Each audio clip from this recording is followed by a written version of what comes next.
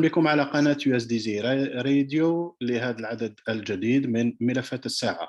L'émission d'aujourd'hui est en langue française. Monsieur Bessaha, docteur Abdelrahmi Bessaha, bonjour. Bonjour, Monsieur Benkasmia. Comment allez-vous? Très bien, merci beaucoup. Merci d'avoir répondu à notre invitation.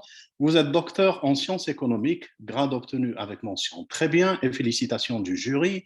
Vous êtes aussi ingénieur en organisation relative à l'organisation et méthode industrielle de la gestion nationale des projets. Vous avez aussi 2 diplômes, l'un en formation spéciale pour l'intervention sur les pays fragiles et en post-conflit, et l'autre en tant que formateur en programmation financière publique. J'ajoute à cela des dizaines de rapports portant sur les politiques de réforme macroéconomique et des articles de presse sur les questions macroéconomiques qui clarifient la situation économique de l'Algérie. Et puis j'arrive à la page 12 de votre curriculum vitae, au paragraphe 3, pour découvrir que vous avez créé et implémenté des plans de redressement économique dans plusieurs pays soutenus par la Banque mondiale, le FMI. Une question cruellement évidente. Avec votre permission, Dr Bessaha, l'Algérie a-t-elle besoin d'un plan de redressement économique et quelles seraient les bonnes bases pour celui-ci? Que faut-il faire pour préparer l'avenir économique du pays? Très bien, merci tout d'abord, merci de m'avoir accueilli sur votre plateau USDZ et je voudrais aussi saluer les auditrices et les auditeurs qui nous rejoignent pour cette discussion cet après-midi. L'Algérie, si nous regardons d'abord à fin 2019, l'Algérie était fortement déséquilibrée, c'est-à-dire qu'il y avait un déséquilibre budgétaire très important, un déséquilibre de la balance des paiements très important, une monnaie nationale qui est en train de perdre de sa valeur, tout ça parce que la gestion du choc de 2014, le choc pétrolier, a été très mal gérée. Ça, c'est la situation à fin 2019. Sur ce, en mars 2020, l'Algérie a subi 2 chocs violents, un autre choc pétrolier et bien entendu la pandémie. Il y a eu des réponses de politique publique à 3 reprises. Premièrement, dans le cadre de la loi de finances complémentaire de 2020, la loi de finances initiale 2021 et la loi de finances complémentaire de 2021. Le problème qui s'est posé, c'est que la relance budgétaire qui était lancée dans le cadre de ces budgets était insuffisante. Elle représentait un montant cumulé de 2%. C'était mal ciblé, d'autant plus qu'il n'y avait pas de politique de communication avec la population pour obtenir son adhésion et expliquer ce qui se passe et comment on faisait. Il n'y avait pas de statistiques disponibles. Donc, la gestion a été de la pandémie, la réponse publique à la pandémie a été très mal faite. Et au jour d'aujourd'hui, si nous regardons les fondamentaux économiques, l'Algérie reste fortement déséquilibrée, la croissance est faible, le chômage augmente, la monnaie nationale perd de sa valeur, etc. Il est donc absolument fondamental qu'il y ait une feuille de route pour reprendre le contrôle, bien entendu, du budget, stabiliser l'économie parce qu'elle perd des ressources et relancer l'activité économique et jeter les bases d'une économie moderne hors pétrole. Voilà. Très bien, très bien. Docteur Bessaha, il est vrai que la pandémie a eu des conséquences sur l'économie algérienne, mais nous étions, à mon avis, déjà en chute libre économiquement parlant, puisque tous les autres secteurs se portaient à merveille, n'est-ce pas? Uniquement l'économie. Mais le fait que l'économie soit en déliquescence avant la pandémie, ceci a bien évidemment accentué les effets de cette dernière. Et qu'avons-nous appris de cet état de pandémie et quelles faiblesses se sont révélées durant? La pandémie a été l'occasion de poser un grand nombre de problèmes. Elle a posé le problème, d'abord sur le plan international, elle a posé le problème de la globalisation, elle a posé le problème de la répartition des revenus, elle a posé le problème de l'accès au marché financier international pour pouvoir relancer l'économie. Ça, c'est au niveau international. En Algérie, la pandémie a mis davantage à nu tous les déséquilibres macroéconomiques du pays, tous les problèmes structurels qui contraignaient cette économie et tous les problèmes d'ouverture de l'économie algérienne, de répartition de revenus, etc. Donc, elle a mis à nu un grand nombre de problèmes. Ce que je regrette, c'est qu'il n'y a pas jusqu'à présent de feuille de route pour sortir le pays de la grave crise économique, sociale et financière dans laquelle elle est plongée. C'est vrai que depuis le conflit ukrainien, le pétrole a remonté, mais comme toutes les autres matières et les produits importés augmentent, il est clair que sur le net, nous n'allons pas pouvoir, la situation risque de s'aggraver davantage. Nous ajoutons à cela le risque très réel d'une récession aux États-Unis en fin 2022-2023 et son impact, bien entendu, sur l'économie mondiale, dont l'Algérie. Donc, Alors, il est comment, très urgent, il est plus qu'urgent de se donner une feuille de route à moyen terme, dans le cadre d'une stratégie de développement à moyen et long terme. Très bien, puisque vous parlez de cette récession aux États-Unis en 2023, bien que nous soyons que peu connectés à l'économie mondiale ou uniquement par le gaz et les hydrocarbures, que pourrait être l'impact de cette récession et comment peut-on y faire face en Algérie? Il y a deux canaux par lesquels nous sommes connectés à l'économie mondiale. Il y a bien entendu le pétrole et le gaz que nous exportons, mais il y a aussi tous les biens de consommation, les biens intermédiaires et les biens en capital que nous importons. Donc nous allons être touchés par le biais du pétrole et du gaz parce qu'en récession, la demande va chuter et nous serons bien entendu impactés en matière de réserves, de recettes fiscales, de croissance, etc. Et nous serons impactés par le deuxième canal, les importations. Alors, il est possible que les importations chutent, mais il faut voir quel est l'impact net entre l'impact sur les exportations et l'impact sur les importations. En tout état de cause, ce sera encore un autre choc extérieur pour l'Algérie qu'il faudra gérer. D'accord. Et quelles sont les mesures dans ce cas-là à prendre pour combattre l'inflation actuelle en Algérie? Parce que, bon, s'il y a une récession qui arrive, alors que nous sommes toujours en inflation, il faut bien prendre des mesures quelque part pour que l'on puisse faire face à cette récession. L'inflation en Algérie est environ d'à peu près 10% pour l'instant. Alors l'inflation en Algérie, elle a trois sources. D'abord, elle a une source monétaire. La politique, bien entendu, la politique expansionniste budgétaire entraîne des déficits assez élevés, lesquels déficits sont essentiellement financés par la création monétaire.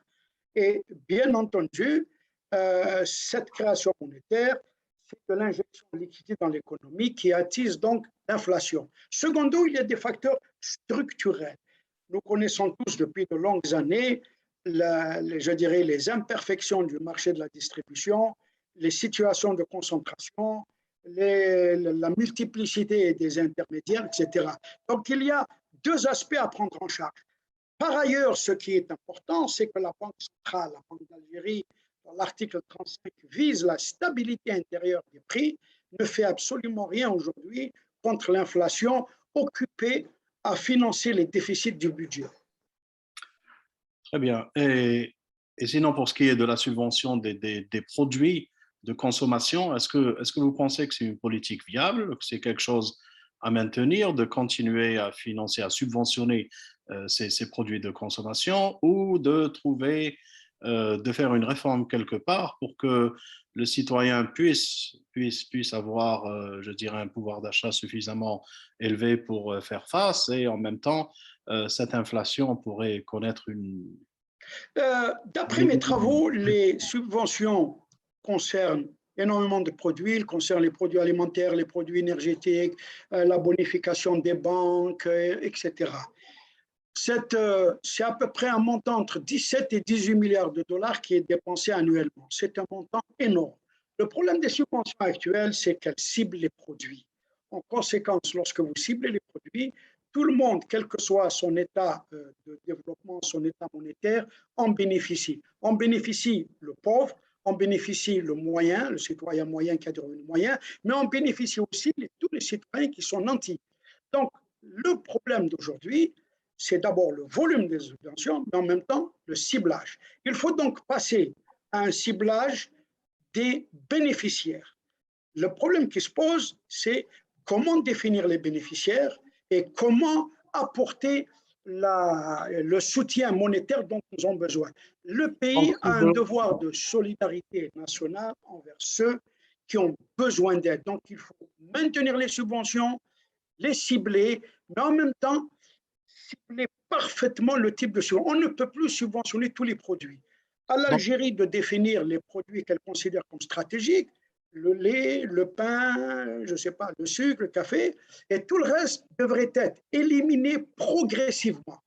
Si donc, pour la sub... récapituler, Oui, pour récapituler et clarifier, donc vous dites il ne faut pas subventionner aveuglément les produits de consommation, mais il faut cibler les classes indigentes, ou plutôt les personnes qui en ont besoin, leur donner une aide pour qu'ils puissent justement acheter ce dont ils ont besoin, et que celui qui a les moyens, lui, il n'a qu'à acheter au prix coûtant. Maintenant, la classe moyenne, je ne sais pas, je vais vous donner un exemple tout simple. Je connais des couples qui sont en Algérie, ils travaillent tous les deux avec deux enfants et ils n'arrivent pas à faire face. Donc, ça veut dire quoi? Ça veut dire que cette classe indigente, elle va être quoi? 75% de la population? non, le problème, il faut pas les subventions n'ont pas pour rôle d'améliorer le niveau de vie des personnes. Les subventions ont pour rôle de permettre aux segments les plus vulnérables de la population de pouvoir disposer de quelques ressources nécessaires pour une consommation de base. C'est le problème qui est fondamental. Et il faut les modifier. Je répète encore, il faut les modifier en ciblant un petit groupe de produits qui est considéré comme stratégique et il faut trouver, identifier les citoyens qui devraient le recevoir et il faut identifier la forme monétaire de cette aide. Est-ce qu'il faut l'ajouter au salaire? Est-ce qu'il faut donner une carte plastique, etc. Ça, c'est le problème fondamental. Maintenant, une fois que vous avez réformé les subventions, il est clair que vous allez dégager un certain nombre de ressources qui permettront de relancer l'investissement, relancer l'emploi, distribuer des revenus et faire sortir la classe moyenne qui aujourd'hui souffre énormément de la crise économique et de la pandémie, de manière à ce qu'on puisse avoir une classe moyenne qui dispose de revenus raisonnables pour vivre. Voilà, donc il faut distinguer les deux. Les autorités ont annoncé en tout cas une augmentation de salaire pour 2023. Euh, Quel niveau d'augmentation et comment ces salaires vont être financés? Écoutez, aujourd'hui, le salaire moyen en Algérie est de 45 000 dinars. Quelques études que nous avons faites sur le panier qui pourrait permettre à une famille moyenne de tenir, c'est à peu près 80 000 dinars. 80 000 dinars, c'est-à-dire donc pratiquement doubler le salaire moyen d'aujourd'hui. Dans l'état actuel des choses, il est très difficile de faire cette augmentation. Il faut assainir les finances publiques de manière à dégager des espaces qui permettent d'apporter cette contribution, bien entendu, en s'assurant qu'il y a des gains de productivité. Également, il ne faut pas tomber dans le piège où on distribue de l'argent pour distribuer de l'argent, mais si on distribue de l'argent, s'il n'y a pas une augmentation de la productivité, il est clair que ça va entraîner de l'inflation et ça ne va rien faire pour aider les classes qui ont besoin d'être Alors, appuyées, de disposer d'un revenu normal. Vous vous rappelez, dans les années 80, nous avions beaucoup de liquidités, mais les étalages étaient absolument vides, donc il faut éviter cette situation. Alors, quand est-ce qu'il faut faire ça? Bon, j'ai effectivement lu que 10%, les autorités projettent une augmentation de 10% des salaires en 2023. Bon, il est clair qu'avec l'inflation, il n'y aura pas d'augmentation sur le plan réel. Et il va falloir donc modifier, je dirais, reprendre le contrôle du budget de manière à ce qu'on assainisse les finances publiques, qu'on crée les conditions de la croissance et qui permettront de rattraper progressivement les pertes de pouvoir alors, d'achat des alors populations. comment peut-on assainir le budget en Algérie? Parce que le financement du déficit budgétaire, comme vous l'avez bien souligné, a été pris en charge, notamment en honorant des chèques à blanc, ou plutôt des chèques qui étaient sans provision par la Banque d'Algérie, qui a décidé comme ça de procéder à des paiements. Mais comment peut-on assainir ce budget? Très bonne question. Alors, le budget, l'assainissement du budget passe d'abord par des mesures au niveau des recettes. Aujourd'hui, nous recouvrons à peu près 16% du PIB, alors que notre capacité optimale est d'à peu près 19% du PIB. Ça veut dire qu'il y a une marge de 3%. cette marge de 3%, elle peut être récupérée par trois canaux. Premier canal, il faut bien entendu regarder ce qu'on appelle fiscal policy, les taux et les assiettes de l'imposition. Il n'y a jamais eu de réforme fiscale, donc il y a eu un millefeuille en matière de mesures. Ces mesures ne sont plus cohérentes et le recouvrement de l'impôt est en deçà de l'optimum. Second canal de réforme, c'est bien entendu l'administration fiscale ou douanière qui est absolument corrompue. D'ailleurs, dans les pays développés, vous dépensez 1,5 pour récupérer 1. En Algérie, on dépense à peu près 3,5 à 4 pour récupérer 1. Et ça, c'est le rapport de la Cour des comptes qui l'indique. Donc, nous avons une administration dont il faut renforcer, l'efficacité. Et dernier point d'intervention pour rehausser les ressources, il faut bien entendu éliminer cette politique des avantages fiscaux qui coûte énormément au pays. Aujourd'hui, le pays n'a plus les moyens. Nous perdons environ 1 000 milliards de dinars par an. Ça, c'est bien entendu les mesures immédiates qu'il faut prendre, mais dont les résultats vont s'étaler au cours des prochaines années. Mais le point le plus fondamental, c'est de restaurer la croissance. Quand vous restaurez la croissance, vous élargissez, je dirais, la paille, comme on dit en français, la tarte qui est disponible, le gâteau qui est disponible. Alors, comment restaurer Deuxième secteur d'intervention, deuxième secteur d'intervention pour l'assainissement du budget, ce sont les dépenses. Vous avez des dépenses courantes. La masse salariale et les subventions représentent déjà quelque chose comme 91% des recettes, des dépenses totales, des dépenses courantes totales. Ensuite, vous avez le dernier point, c'est les dépenses d'investissement qui sont absolument inefficientes. Par exemple, on dépense 8 pour avoir 1, alors que les normes internationales, c'est 3,5 pour 1. Pourquoi? Parce que nous avons une mauvaise capacité de gestion et d'évaluation des projets, nous avons du gaspillage, nous avons de la corruption, nous avons des retards, nous avons des surcoûts, etc. Voilà un peu les grandes lignes de ce que serait un programme, je dirais, d'assainissement des finances publiques algériennes. Très bien. Si vous permettez, je vais revenir 2 secondes sur la guerre en Ukraine, qui dure depuis le 24 février dernier, qui a également impacté l'économie mondiale. Et on a l'impression que ce fut la remontée du roller coaster, si vous voulez, pour l'économie algérienne. Ce court terme permettra-t-il un long terme si cet avantage est bien utilisé? Quels pourraient être les obstacles qui résulteraient des conséquences de cette guerre? Parce que Moi, je serais prudent en disant un avantage. Il n'y a pas d'avantage. Il y a certes une augmentation du prix du pétrole compte tenu de la reprise après la pandémie et compte tenu, bien entendu, des mesures, je dirais, des mesures de restriction des importations de l'énergie soviétique, russe, pardon, excusez-moi.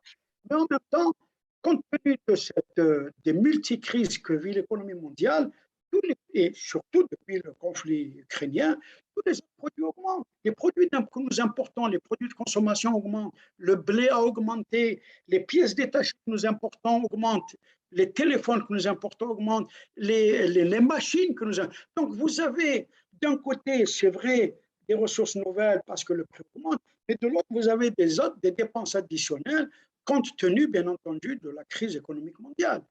Donc le net, à mon avis, le net, ils s'équilibreront, c'est-à-dire ce qu'on obtient du côté des exportations, nous le dépensons du côté des importations qui coûtent plus cher. D'accord, d'accord. Donc nous revenons au point zéro, où nous disons la situation macroéconomique est fortement déséquilibrée, la croissance est très faible, le chômage est élevé, le revenu par tête d'habitant de l'Algérie baisse. Il faut une feuille de route, non pas pour l'année 2023, pour 2023, 2024, 2025. Cette feuille de route doit viser 3 aspects. D'abord, stabiliser l'économie, éviter les hémorragies du secteur extérieur et du budget, relancer l'activité sur des bases saines et refonder une économie hors pétrole en misant sur des investissements tels que le vert, tels que le numérique, tels que le bleu, tels que l'agriculture saharienne, etc. Si on doit parler de la stratégie actuelle mise en place pour assainir le budget en Algérie, quelle est votre opinion? Il n'y a pas de stratégie, il n'y a rien du tout. Il y a eu la dernière fois qu'on a parlé de budget, il y a eu en juillet 2020 une rencontre sur les réformes fiscales. Bon, je pense qu'il y a eu les conclusions qui ont été. Mais rien n'est fait en matière de reprise du contrôle des finances publiques. Absolument rien, je ne vois rien. Vous voyez d'ailleurs le budget 2022, c'est un budget qui n'est pas à la hauteur des défis du pays à l'heure actuelle. Le déficit pour le budget 2022, il est prévu d'atteindre 21% du PIB. Vous savez, 21% du PIB total ou 30% du PIB hors pétrole. Or, les finances publiques algériennes, compte tenu de la durée de vie de nos ressources extérieures, est de 10%. Donc, nous avons à peu près 20 points de pourcentage qu'il faut éliminer. Vous n'allez pas les éliminer en une année, en 2 ans. Il faut vraiment un programme étalé sur plusieurs années qui vise à reprendre le contrôle des finances publiques, mais sans sacrifier la croissance. Ça veut dire qu'il faut trouver un point d'équilibre entre les deux. D'accord. Et est-ce que vous pensez que, vu la situation en Ukraine, apparemment tout va s'équilibrer parce que les entrées d'argent qu'on aura des hydrocarbures vont être dépensées sur des produits d'importation qui coûtent plus cher. Et en attendant, il faut développer l'économie algérienne. Est-ce que vous pensez qu'il faut faire appel aux ressources extérieures dans ce cas? Il est clair que l'économie algérienne, aucun pays dans le monde ne peut se développer avec ses propres ressources. Tous les pays de la planète courtisent les investisseurs. Tous les pays de la planète veulent capter des investissements directs étrangers. Ça, c'est très important. L'Algérie ne peut pas échapper à cela. D'abord, vu la situation macroéconomique, il va falloir réformer ce pays-là. De toute façon, si on ne le fait pas aujourd'hui, on le fera demain ou on le fera après-demain. Le risque, c'est qu'on risque de le faire avec le Fonds monétaire international. Dans tous les cas de figure, il est incontournable que le processus de stabilisation de l'économie et de relance de l'activité passe par la mobilisation de ressources extérieures. Pour mobiliser ces ressources extérieures, il faut avoir une visibilité économique, c'est-à-dire quel est le plan de réforme, quel est l'horizon, quel type de mesures vont être prises. Ensuite, il faut une stratégie d'endettement qui explique les niveaux d'endettement, l'utilisation pour des fins productives, etc. Ce n'est qu'à ce prix qu'on pourra effectivement entrer, utiliser les ressources du marché financier international. Nous pourrons contracter, par exemple, des prêts syndiqués, nous pourrons obtenir des prêts auprès des bilatéraux, etc. Mais en conclusion de votre question, le recours aux ressources extérieures est inévitable. Mais faut-il mettre à niveau les sociétés nationales d'abord avant de faire appel à des investisseurs étrangers? Absolument, vous avez parfaitement raison. Il est clair que de l'effort de réforme que l'Algérie doit entreprendre, je disais, donc, il y a la stabilisation, c'est-à-dire arrêter les hémorragies budgétaires du secteur extérieur, relancer l'activité, mais mener un train de réformes structurelles importantes qui toucherait le secteur bancaire, le secteur des entreprises publiques, l'environnement des affaires, le développement financier, etc. Donc, il y a 3 pieds pour la feuille de route prochaine. La stabilisation, c'est-à-dire remettre le coureur, soigner le coureur, les réformes structurelles, le préparer à courir, et les réformes sectorielles et les politiques sectorielles en disant maintenant tu es prêt à courir, il faut courir, mais tout ça avec des ressources qui devraient venir du côté intérieur, c'est très faible, mais les ressources extérieures devront absolument être mobilisées. Je vais vous donner un exemple. D'après mes calculs, si l'Algérie commence à faire des réformes, nous avons besoin d'à peu près 120 milliards de dollars.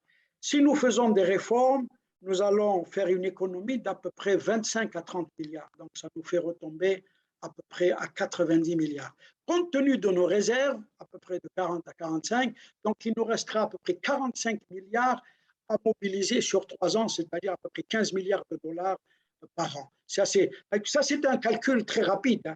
On peut affiner l'analyse. Et il est clair que nous ne pouvons pas nous permettre de ne pas, accéder aux ressources extérieures. Si je peux me permettre une question, quel rôle on pourrait donner à la bourse d'Alger dans tout ça? La bourse d'Alger aujourd'hui, c'est une bourse qui est symbolique. Vous avez 4 ou 5 intervenants. C'est vrai que dans le cadre de la réforme de l'économie algérienne, il faut réformer le système de financement. Aujourd'hui, on est financé par, je dirais, le crédit bancaire. C'est vraiment la base des bases, c'est primaire. Il faut trouver de nouvelles sources de financement de l'économie. La bourse, mais la bourse, ça veut dire qu'il y a une épargne locale ou une épargne étrangère. Donc, il faut ouvrir cette bourse pour qu'on puisse attirer et encore faut-il, si vous ouvrez la bourse, avoir une visibilité économique du pays sur 3 4 ans, parce que les investisseurs ne viendront jamais, compte tenu, je dirais, des rigidités structurelles, mais aussi de l'absence de vision. Où va ce pays? Qu'est-ce qu'on veut faire de l'Algérie? Veut-on faire un pays émergent? Parfait, on peut le faire à l'horizon 2050. Mais donnons-nous alors des stratégies décennales qui nous permettront d'atteindre cet objectif. Et au sein de ces stratégies décennales, il va falloir des plans d'action de 3 4 ans. Je ne vois pas pour l'heure des plans d'action, je ne vois pas une stratégie décennale, je ne vois pas de vision. Donc tout est à construire et il faut le faire très vite. Euh, si vous permettez, je reviens sur une question relative au budget. J'ai il y a quelques années, le Premier ministre Yahya avait déclaré à l'Assemblée que le déficit budgétaire était dû aux opérations hors budget. J'ai cru à une blague pour commencer, mais après j'ai vu tout le monde applaudir. Je suis resté pantois. Quelle est votre réaction sur ce genre de choses? Moi, je suis un homme qui regarde les chiffres. Je regarde les chiffres du budget. Le déficit budgétaire, il est d'abord le résultat de dépenses qui dépassent largement nos recettes. D'accord? Regardez, par exemple, pour 2022, vous avez 9 000 milliards en gros de dépenses courantes et, et dans le capital. Vous avez des recettes en gros de 6 milliards à 7 milliards. D'accord? Donc vous avez déjà une distorsion et un déficit qui émerge. C'est donc des recettes qui sont insuffisantes pour financer le niveau des dépenses que nous avons. Ça, c'est le premier problème. Le second problème, c'est que l'État finance aussi le déficit de la CNR, qui est environ 800 milliards de dinars par an. D'accord? Ce qui fait l'un dans l'autre, pour les prévisions de 2022, vous avez un déficit qui est prévu par la loi de finances 2022 d'à peu près 20%. Ça, ce sont les problèmes du déficit. Nous avons un déficit. Le problème, ce n'est pas le déficit en lui-même, c'est son niveau. Le niveau actuel du déficit du budget de l'Algérie est insoutenable. C'est-à-dire que le pays ne peut pas se permettre ce genre de déficit. Donc, il faut mettre de l'ordre. Il faut mettre de l'ordre dans les recettes, il faut mettre de l'ordre dans les dépenses courantes, il faut mettre de l'ordre dans les dépenses d'investissement. C'est ça le problème fondamental. Et il faut mettre de l'ordre dans la Caisse nationale des retraites. D'accord. Mais dans ce cas-là, qu'est-ce que vous pensez des opérations hors budget qui se greffent sur le budget? Les opérations, qu'est-ce que vous appelez les opérations budget? Vous parlez des opérations extra-budgétaires. Les opérations extra-budgétaires, la seule opération que je vois dans le budget, c'est les fonds communs. D'accord? Les fonds communs qui sont passés de 400 milliards en 2020 à 1 200 milliards en 2022. Les fonds communs, normalement, il ne devrait pas y avoir de fonds qui ne sont pas affectés. Chaque fonds, chaque centime qui est dans le budget doit être imputé à une dépense particulière. Bon, il y a bien entendu des dépenses qui sont au niveau des, comment on appelle ça, des CAS, des comptes d'affectation spéciale, mais on peut les reprendre dans le budget. Ce ne sont pas des montants énormes pour causer déjà ce déséquilibre structurel. Ce déséquilibre structurel il est causé par une masse énorme de dépenses courantes, une masse énorme de dépenses en capital qui ne sont pas en liaison directe avec les recettes. Donc, il faut revoir les recettes et il faut revoir de fond comme les dépenses, que ce soit en capital ou courantes. Ça, c'est le cœur du problème. Si on arrive à le faire, ça va déjà nous faire beaucoup de progrès. Le problème que j'entrevois, c'est que les réformes ont été tellement reportées, aujourd'hui, elles sont devenues très dures à passer. Ce sont des réformes qui vont être très dures. Mais plus on recule la mise en œuvre des réformes, plus les mesures pour reprendre le contrôle du budget vont être très difficiles. Si vous permettez, docteur Saha, on pourrait tenter de parler un peu de la situation qui prévoit actuellement avec l'Espagne. Qu'en pensez-vous? Moi, je suis entièrement d'accord avec l'Algérie. L'Espagne avait une politique équilibrée. Je ne vois pas pourquoi, tout à coup, ils ne peuvent pas garder leur neutralité dans ce conflit dont ils savent pertinemment que c'est un conflit extrêmement sensible. J'appuie totalement les autorités algériennes dans la dénonciation du traité d'amitié, tout comme j'encourage les autorités algériennes à vendre au prix du marché le gaz qui est fourni à l'Espagne. Il n'y a aucune raison de faire un cadeau à l'Espagne. Et l'Algérie ne perd rien du tout en remettant ses relations commerciales en cause. Pourquoi elle perdrait? Le gaz augmente, le prix du gaz est très élevé, tout le monde paye ce gaz. Je ne vois pas pourquoi on ferait des cadeaux aux Espagnols. Honnêtement, moi je suis entièrement d'accord, même si le prix du gaz il est verrouillé par des accords. J'espère que ces accords prévoient bien entendu des clauses de révision et j'appuie fortement, j'encourage les autorités à revoir le prix à la hausse vis-à-vis des Espagnols en tant que mesure économique. Et investir 10 milliards avec les Turcs, est-ce que ça vous paraît quelque chose de plausible? C'est-à-dire qui investit quoi? C'est les Turcs qui veulent investir 10 milliards. Plutôt, c'est l'Algérie qui achète pour 10 milliards. Ah, écoutez, j'achète pour 10 milliards quoi? Des produits alimentaires, des produits. Bon, l'Algérie doit diversifier ses sources bien entendu, d'achat de produits. La Turquie est un exportateur. De toute façon, en faisant ça, nous aidons aussi la Turquie à augmenter ses exportations et et à réduire le déficit de la balance des paiements de la Turquie, qui est d'environ 80 milliards de dinars. Donc, à l'Algérie de trouver son compte en faisant du commerce avec les pays avec lesquels elle a des intérêts. Très bien. Nous arrivons à la fin de cette émission, docteur Saha. Quelles seraient vos ultimes recommandations pour que Ma l'Algérie... recommandation est la suivante. En tant que simple citoyen qui suit les questions économiques algériennes depuis plus de 45 ans, moi, je recommande à mon pays, je recommande fortement qu'on commence d'abord à se donner une feuille de route. Cette feuille de route est importante pour stabiliser l'économie, pour reprendre le contrôle des finances publiques, pour reprendre le contrôle du secteur extérieur, créer de l'activité économique en faisant des mesures structurelles et en mettant en place des politiques sectorielles de pointe, c'est très important parce qu'aujourd'hui, ce qui compte sur la planète, ce n'est pas l'idéologie, c'est le niveau de votre PIB. Et de plus, nous avons un problème très fort d'emploi en Algérie, notamment auprès des jeunes et des femmes. Donc, nous avons des défis à relever. Le premier pas vers le relèvement de ces défis, c'est de se fixer une feuille de route pour sortir le pays de la crise.